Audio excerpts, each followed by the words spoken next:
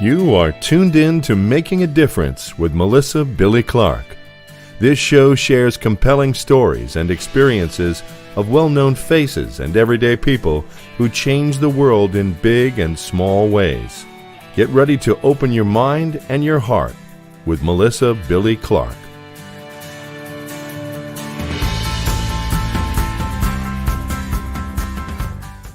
We thank you for joining us on a special Women's Empowerment of Making a Difference. Today's episode is all about bosses. They come in all shapes, sizes, races, and genders. Enjoy our 2 segments dedicated to all the powerful women around the world.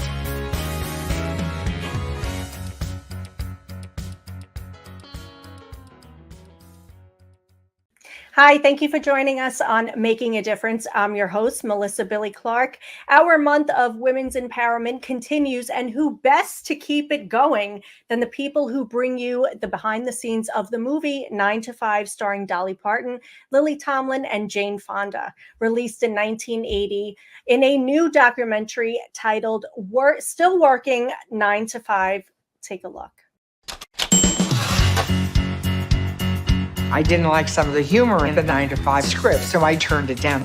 I got some flack working with Jane, being such a radical gal. Women work because they have to, and they're getting angry, and they're beginning to organize all around the country, and I support them, and I'm going to make a movie. Everybody was very nervous about the movie because it was 3 female leads. The core message in 9 to 5 was, you deserve better. Women said, wait a damn minute. I'm not going to take it anymore. Don't put up with shit. Demand respect. All of those things about 9 to 5, the movie, women are still fighting for. It's so important that women realize that they're seen. But my Lord, it's 40 years now, and it's still important. We've got so much more to do. Working 9 to 5, what a way to make a living. Barely getting by, it's all taking and no giving. Baby, just use your mind. These talented folks gathered our favorite women to talk about the history of not only the film, but the struggles that women had and are still enduring to this day in the workforce. We are here with Camille Hardman, Gary Lane, and Larry Lane. Hey guys, thank you so much for joining us today. We're so excited to have you on Making a Difference, and thank you so much for continuing on making a difference in the women's world. How is everybody? Hi, thank you. Thank you. Hi, Melissa. Thank you so much for having us. Thank you guys so much. Now, in honor of your documentary, I dressed in my best to appreciate all the working women out there. I must tell you that I was born in 1980 when this film came out, so I feel a special connection to it, not to mention that my late mother loved Dolly Parton. I have my dog named after her, and she loved the song 9 to 5. So when I saw the teaser, it got me going. Camille, you are the director and producer of this film. How was it to interact with these iconic women and have you tell them their stories from their perspectives? So just to clarify, Gary and I directed and produced the film together, and Larry is our wonderful executive producer. So we've been on this road now for it's coming up on 4 years. So it was really amazing to have this opportunity to meet Dolly, Lily, and Jane, and also has Rita Moreno in it, Alison Janney, and we have some really, really interesting women who talk about their plights in the workplace as well. So we've been very fortunate. Yeah, so excited for this. Now, Gary and Larry, you guys starred in a documentary called Hollywood to Dollywood, where you wrote a screenplay that included a role for Dolly that you wanted to be part of. So did you work with her in this documentary?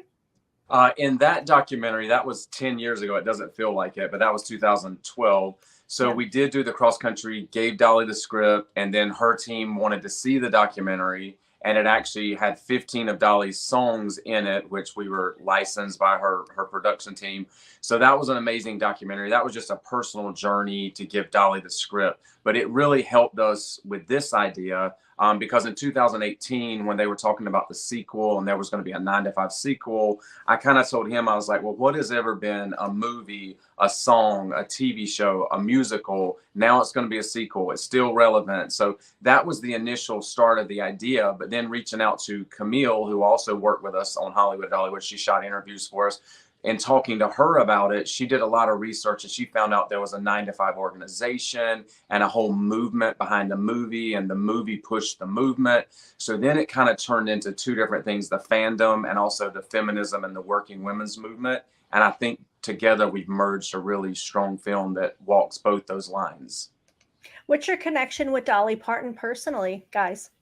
She definitely calls us her twins. So she goes, my twins, you know, we're doing a documentary. So we've been in touch with her over the years, and we've been to Dollywood several times with our family. So she knows who we are, but we keep bringing her better and better projects. So we're getting more up on her level. We've kind of gone in stages. We did fans. We'd go to Dollywood with our parents and see her on the park. And then we started, you know, we did Hollywood or Dollywood, and then we did red carpet interviews. We have an outlet called Twin Zone. So we would actually interview her at events. And so one with Kenny Rogers in 2017 was really memorable because she came down the carpet with Kenny and we were interviewing her, and she goes, well, Kenny's got twins, but these are my twins. Yeah, so she called us my twins. So that was amazing. And that really helped us to get where we are right now with what she has done with Still Working 9 to 5. We've grown up with these people, Kenny Rogers as well. I grew up with listening to these people. So how are these people in person? How is Dolly Parton? How is her personality? Is she kind as she looks in her videos? She's amazing with us. Camille got to do like the hour-long Barbara Walters interview with her. So I just envy Camille because like I couldn't have the nerves to sit there with Dolly. We get her for like 3 or 4 minutes on a red carpet, but Camille interviewed Lily and Jane and Allison, and I mean, just amazing interviews. So we were very excited that Camille did that part. We would have probably been tongue-tied with Dolly. Let's go to Camille. Camille, tell us about your time with these women. How was that? I think the thing that I really learned is how gracious they all are. They were very gracious with their time, their answers. I felt I actually started crying with Jane Fonda, which was we had just had the big fires in Australia, and she was doing Fire Drill Friday, and she had asked me about what had happened in Australia, and, you know, 1 billion animals were killed. And I started, you know, tears started swelling up in my eyes, and she was very sweet and lovely, you know. And then we did the interview, which we gained a rapport through that. Lily and I laughed through the whole thing. I love Lily. We had such a fun time. And Dolly is just so on it. You know, she had researched the questions. She knew exactly what she was going to answer. She was, you know, just, as I said, just, they're also gracious and lovely and just, you know, gave us their time, which we were so thankful for. Yeah, that's so amazing. Camille, tell us about the film 9 to 5 for the youngsters. Oh, look, 9 to 5 is a wonderful comedy about how women take it to the boss. They come together. They're 3 very, very different women. And at first they're very skeptical. You're not sure about each other. And they realize that they have the same, you know, uniting force. They need to find respect. They need to gain respect within this workplace they have with this boss that's always trying to, you know, take advantage of them. So I think everybody can relate to 9 to 5, whether you're a woman, you're a man, and it's about unification. If we all can get together, we can make change. Absolutely. Now, we're still in the middle of women equality, and I can tell you from a journalistic point of view, we still struggle with pay, seniority, and being taken seriously in this industry. So why was it so important to bring up this important issue when we're in the middle of facing so many other trials and tribulations, especially these past 2 years? I'll leave it up to the Lane brothers here. If you can, we'll start with you. Go ahead. I was going to say, absolutely. You know, the one thing about 9 to 5 is back in 1980, like Camille said, it was definitely viewed as a comedy and we're going to laugh through it, even though we're hitting on some bullet points. So the thing we thought that was so amazing is, you know, 40 years later, they were talking about doing a sequel. And then you really look back at the film and not a lot has changed for women. As you just said, women still are not in the Constitution of the United States of America. So we really started focusing on the movie and the fun, but then we also brought into the equal rights and the ERA. So we just kind of tied it perfectly together, and we really synced the two, kind of on a journey 42 years later, that they're both still relevant and they're both still being talked about today, like you just said. There's four main issues in the film that were touched on, back in 1980, and they're four issues that are still incredibly relevant today. One is sexual harassment. We know with Me Too, that is still happening. It is rampant in the workplace, and people are just getting away with it on a daily basis. Maternity leave. We still have no maternity leave in the US. There's childcare and equal pay. So those four things that were occurring 42 years ago, still happening today. And things need to change. Absolutely. Now, Camille, you've worked with the best networks, one of them being HGTV, which can be a man's world. So can you tell us what the struggles you go through as a woman in this industry? Look, it's very interesting. Who you think are going to give you issue actually aren't. I had the most amazing contractors. I worked with a lot of builders. I ran big teams. Sometimes I was in charge of 50, 60 people because we were running 4 houses at once. And all of those guys were incredibly respectful and amazing. Sometimes it was actually the production teams was where I had more of an issue. But I found I was lucky. I think sometimes it's luck, and then I've spoken to other people. It's how you choose your team. I was lucky, so I was able to choose people, which makes a big difference. And when you're, you have bosses or you're not in that sort of, I should say, position of power, that's where things are very, very different, where you have to, and especially if you've got kids, you've got, you're a single mother, you're at home, you don't have those choices. And that is the biggest problem that we have for people with no choices. Sure. Now, when making, this is for all of you guys, when making a film or a documentary, what are some of the crossroads that you come across that might delay the process? Because we know time is money and you're working with these fantastic people. So the Lane brothers, would you like to take this? Yes, we were very lucky because we had been filming all of our interviews through 2019, 2020. So we had interviewed Dolly, Lily, and Jane, and then Dabney was our last one. He was February of 2020, right before COVID hit. So luckily for us, he was our last interview. We got his interview captured. So then all during the COVID break, when everybody wasn't doing anything, we were allowed to edit the film and finish the film and polish the film, where a lot of people that we know had to shut their productions down because they were in the middle of it and COVID just stopped everything. So that was a blessing for us. I will say, 4 years ago when we talked to Camille on that phone call, I would never think we would get to this point. At that time, we had no promise of interviewing any of them. It was just an idea, but to see where we are now, and we're so excited about it. It's been so well received in the media, and just off the announcement, we just announced on 22, and it just went crazy, and people haven't even seen it yet. I mean, it is great, but just it's such a buzz. I think people are ready for something like 9 to 5 because they loved it back then, and they're ready for another taste of those 3 ladies, especially. Absolutely. So when is it coming out? When is this film coming out, the documentary? We premiere at South by Southwest. It will be our world premiere, and our first screening is the Sunday opening weekend matinee. Is 3:45 on Sunday, March 13th. On March 13th, and then we also play on the 14th, and we play in person on the 18th, and there's an online screening as well. So we have 4 screenings, which we just thought that was amazing. This is so incredible. Now, these women are extremely popular with Grace and Frankie. Dolly Parton, she has a whole hit on her own. I mean, she's got millions of people following her on Instagram. Are you hoping that this reaches the younger audience and might affect the new generation, Z, which is 2021, which is going on now? So perhaps maybe 20 years from now, people are going to look at this documentary and relate to it. What do you think? Totally. I mean, we interview a lot of young women. So we've got women in their 20s in our documentary, and we've got women from all around the US. So we've traveled around. It is, and then we went to the UK as well. So this is an issue that is still around, and everybody relates to it. there's some things that are slightly different. Some people don't have bosses. They now work for contract companies. And sometimes those contract companies are even more difficult to sort of get equality. And each one of these girls had their own experiences when we spoke to them. You look at the tech industry, we're hearing about that every day. Most women in the tech industry absolutely relate to this idea and these issues.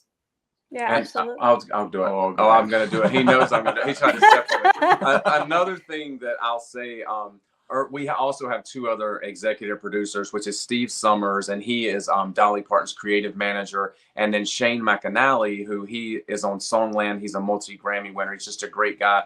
So through a meeting in Nashville with all of us and Camille, Steve Summers said to Shane McAnally, why don't you play around with 9 to 5? See if you can do it differently. See if you can make something different out of 9 to 5, the anthem that everybody knows. So 3 to 4 months later, we just get an unbelievable new version of 9 to 5. It was really haunting. It was just an amazing version that was played to Dolly, and Dolly was blown away by it. And Dolly wanted to make it a duet. And then Shane attached Kelly Clarkson to it. So now we have a brand new haunting version of 9 to 5 that goes along with the subject matter of our documentary, exclusive for our documentary. So to your previous question, I think Kelly's audience is younger. Will bring some of those demographics in as well. That's right. She's an amazing person. She's the most perfect person to have along with Dolly. Yes. So my last question is, what do you want your audience to take away from this? We'll start with Camille. I think that if you come together and stand together, you can make change. Don't feel that you're on your own. Find other people in the workplace or in your life or wherever you are that you can relate to, and then you can drive that change together. I love it. Thank you so much, Camille. And gentlemen, what about you? What would you like your audience to take away from this amazing documentary with these wonderful, influential women? You want me to go first? I'll go first. Go. I think what we want to do is we want people to be in the theater. They're going to have a lot of fun. You're really going to, it's cool because you're going to hear back then what Dolly, Lily, and Jane were thinking about making that movie. It's going to be a lot of fun for people that love the movie and fans. But then we also really want to educate people while they're sitting there. There is a message in there, and people are, I think they're going to be blown away by stuff that's still not changed. So we really want to have fun, but we want to educate them as well. We made it a point to always go with the fandom because there's such a fandom around the movie, the song, and then there's also a movement that women have fought for a lot longer than 1980. It started way before that, just to show our continued step to add something into the conversation to keep driving forward and hopefully bring more change. And pass the ERA. Yeah, that's what we do. That's right. We thank you so much. I personally can't wait to see this documentary. And I thank you guys so much for making a change and making a difference and continuing on bringing awareness to women and what we go through on a daily basis. So we thank you so much. Thank you, Melissa. For having us, Melissa. Much appreciated. We're so excited to have you today. Thank you so much for joining us. Thank you for having me. I'm so excited to be here with you, Melissa. Thank you, Mindy. We always love having you. Now, last time we had you on, we spoke about women lifting women. Now you wrote this new book. That was in your first book, Intermissions. And now you wrote a new book, and you still have more personal experience in this one. The first passage resonated with me because we all felt this way, leaving a job that we weren't particularly happy with. Can you please kindly read the introduction to our audience? It's page 9. You don't scare me. Absolutely. Introduction. You don't scare me. No person in the world ever lost anything by being nice to me. Lily Lountree. I'm free. I'm free. I'm free, free, free. On that blustery, cold, mid-December morning, I remember thinking that I knew what it must feel like to have been freed from prison. You know, when the inmate first walks out from behind bars after serving his time, inhales the crisp, clean air into his lungs, and exhales with a sigh that releases 50 pounds of stress and angst. When the ex-con looks up at the blue sky in awe, realizing what it's really like to live again without bars and boundaries. Well, that was me, on a Monday morning about 2 weeks before Christmas back in 2003.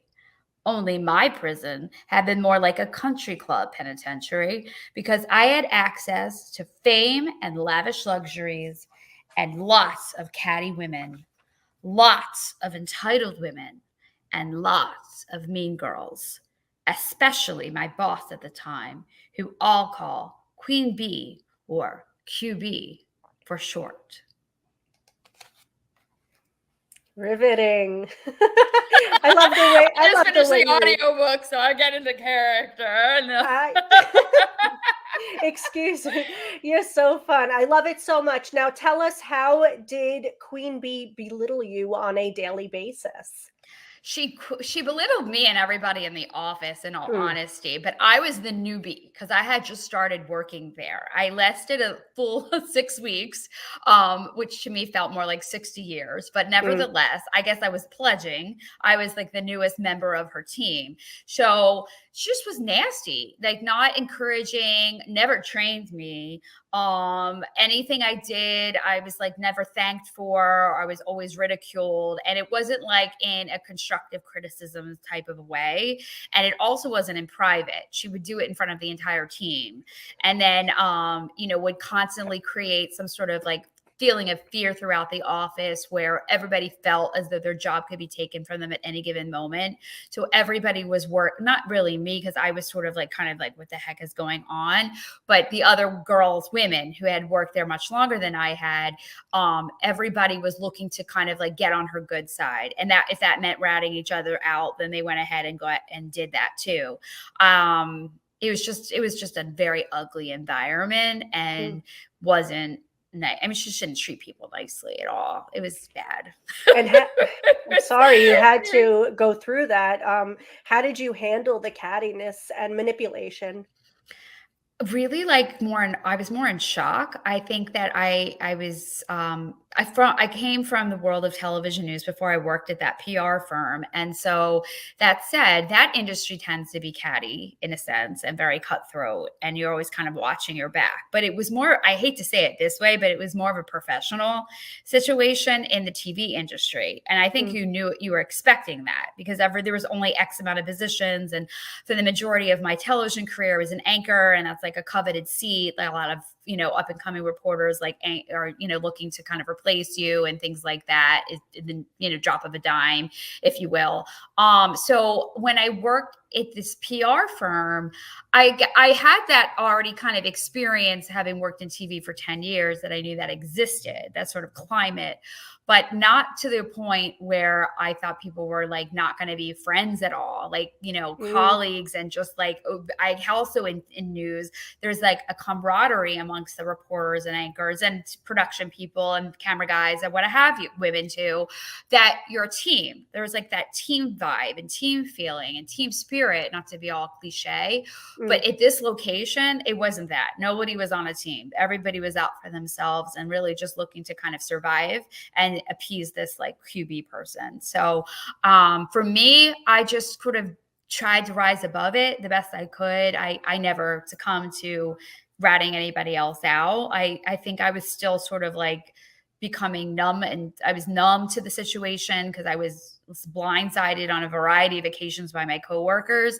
and was just sort of kind of like figuring out the climate and like navigating this like really weird terrain that I had never experienced before, and was frankly depressed. I mean, it was just like a really bad time. It was only 6 weeks, and a lot of people endured this situation and sadly in a lot of different workplaces. That was the reason I wrote the book, to kind of be a tool for leaders, whether you own the company or not, that you shouldn't do this and this is why. With that said, I just tried to like find sort of like some sort of peace. I reached out to colleagues of mine from other TV, industries and things like that I had already had established in that market, because I needed a sense of like reality and a sense of, normalcy, I guess I should say, in that really unfortunate environment that I was working in.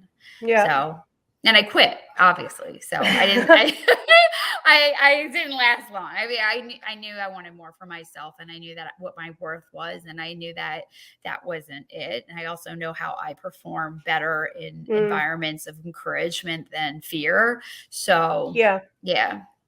So, we always have that one person who will try to shoot your data shit, pardon my French.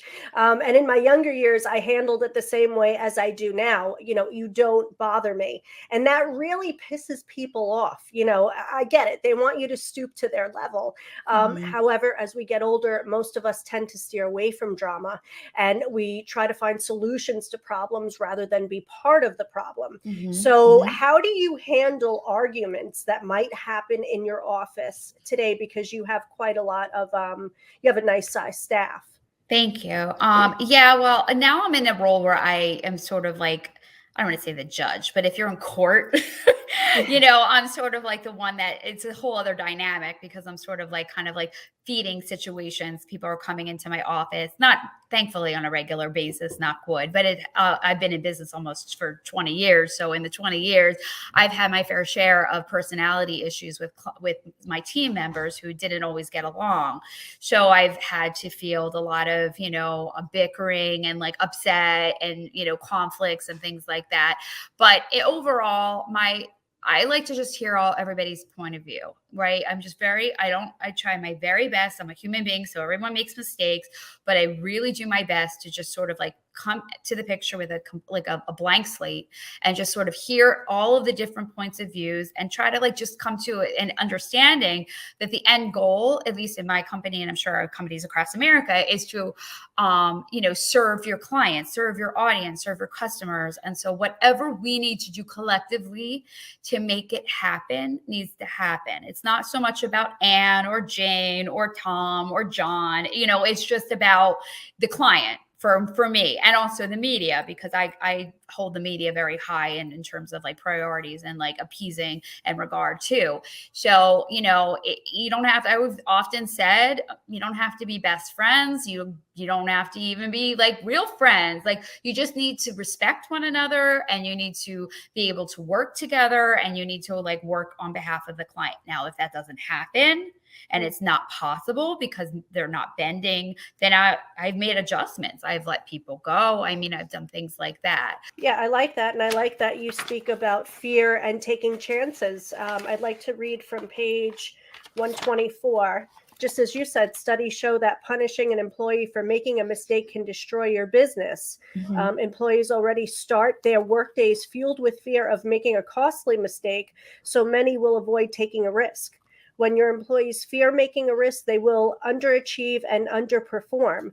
And that is a curse to a company. Instead, your team needs to be confident so they can be bold and fearless. I'd like to give a personal instant. I always had a second job as a waitress my whole life for 20 years. So I've worked for many people who made it well known that their business is their business, and you better know your role. When I worked in restaurants, I made it very clear to the owners that this is also my house, and you should be happy that I have that attitude, because at the end of the day, your sales are going to be higher, your service is going to be extraordinary, and in turn, more customers are going to return because of the service and hospitality. Now, that doesn't really go for every business. However, when you feel part of a team, you feel as if you're contributing, and you want to do better for that person because you really like them. So my question to you is, what advice would you give to a new business owner to help them succeed, achieve, and grow? Well, aside from offering that empathy factor, right, just in general, just to kind of stay in the theme of that chapter, that snippet from the chapter that you read, about being, letting your team make mistakes and learn from their mistakes and things of that nature. It's very important that they feel comfortable that if indeed they do make a mistake, that they're not going to get fired. But I want to be clear, there's a very big difference between a mistake that they made honestly and trying to do right by the company and by you, versus just being lazy and making a misstep, which is frankly like one and you're done. In my world, like it's not 3 strikes and you're out. It's like one mistake or misstep rather, I'll like give you a shot. If you do it again, it's not worth my brand and my name and all of that, because then you're just being lazy. You don't care about my company and you don't care about the clients. But I think if you don't middle manage and you allow room to grow and you allow to kind of like loosen the reins a little bit, that's definitely something that was not easy for me. Thank you so much. Can they get this now on Amazon? Yes, they can get it in Amazon, and you can get this book wherever books are sold, so in stores, Barnes & Noble, Indies, everything. So please, and let me know what you think. Thank you. I love it. It's so fun. It's like my passion project, so I appreciate it. This episode is sponsored by Preferred Health Magazine. Hi, I'm Angelina Cappiello, publisher and editor-in-chief of Preferred Health Magazine. PHM hosts interviews with today's top physicians, experts in the healthcare industry, and some of today's most beloved celebrities. So head on over to www.preferredhealthmagazine.com.